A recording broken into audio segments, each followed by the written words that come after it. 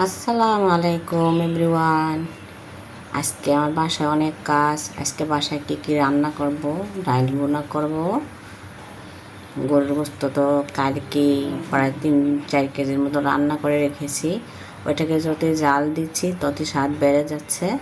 তো আজকে আমি কী কী রান্না করব, ডাল বোনা করব, তার সাথে আমি কলমি শাক ভাজি করব, শুটকির ভর্তা করব। তাই তো আর ভাতের পানিটা চুলে বসিয়ে দিয়েছি, চাল দিয়ে নিলাম। এখন চাল পানিতে দিয়ে দিলাম, গরম হয়ে গেছে। এদিকে আমার ডাল বুড়াটাও হয়ে গেছে।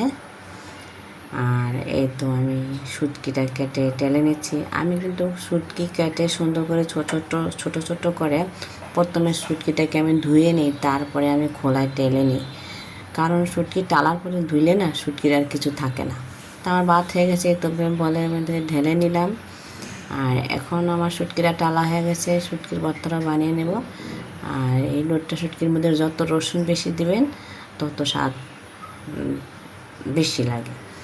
আমি প্রথমে করি শুটকির ভর্তাটা বানানোর আগে শুকনো মরিচের সাথে রসুন লবণ দিয়ে বেটে নিয়ে তারপরে আমি শুটকিটাকে বাটি। তারপরে আমি পেঁয়াজ দিই, ধনে পাতা দিই, দিয়ে এভাবে মেখে আমি শুটকির ভর্তা বানাই। আর এই লোটটা শুটকির ভর্তা অনেক মজা। আর ভর্তা বলে কথা, যখনই ভর্তা বানাই পাটায় ভাত না খেলে আমার পেট ভরে না। আমি সবসময়ই, আমার বিয়ের আগেও আমার মা যখন বানাতো, আমার ভাবি যখন বানাতো, তখন এইভাবে পাটায় মেখে আমরা সবাই মিলে ভাত খেতাম। তখনকার মজাই ছিল আলাদা। আর এখন আমি একা একা খাই, তো আগের মতন মজা না লাগলে কী হবে, কিন্তু মজা তো লাগে। কারণ শুটকির ভর্তা দিয়ে মেখে মেখে খেতে অনেক মজা। এখন আমি খাবো। বিসমিল্লাহির রহমানির রহিম। কি যে স্বাদ! ওকে, শুটকির ভর্তা লাগাতে আপনাদেরকে লোভ দেখাই। কার কার এই লোটটা শুটকির ভর্তা পছন্দ? আমার তো খুব প্রিয়, আমার বাসার সবাই খুব প্রিয়। আলহামদুলিল্লাহ, অনেক মজা করে শুটকি দিয়ে ভাত খেয়ে নিলাম।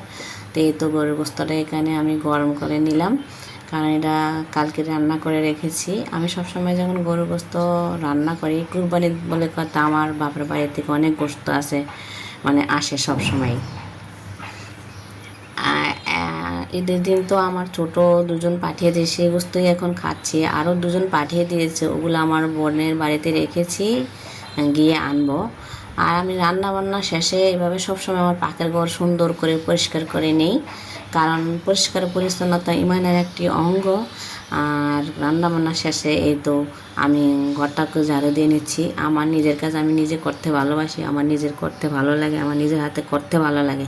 কিন্তু কারো হাতে কাজ আমার পছন্দ না, মানে কেমন একটা আনিজি আনিজি লাগে। তা আমার আমার নিজের কাজ আমি নিজে করতে ভালোবাসি। তো এইভাবে আমি প্রতিদিন ঘরের কাজ করি। তখন সকালে ঘুম থেকে উঠি, মেয়েদেরকে রান্না করার চিন্তা করতে হয়, কী রান্নবো, কী করবো না করবো। এত কাজ করার পরে কাজ করতে করতে হয়রান হয়ে যায়। হ্যাঁ, তারপরে পুরুষের মুখ থেকে মাঝে মাঝে শুনতে হয়, কী কাজ করো, শুধু রান্না আর খাওয়া। আমরা নাকি শুধু রান্না করে আর খাই। তো বন্ধুরা, এই তো আমি আমার ঘর ঝাড়ু দেওয়া হলো, রান্না বান্না হয়ে গেল। এখন আজকে পর্যন্তই। ভালো থাকবেন। যদি আমার ভিডিওটি ভালো লাগে লাইক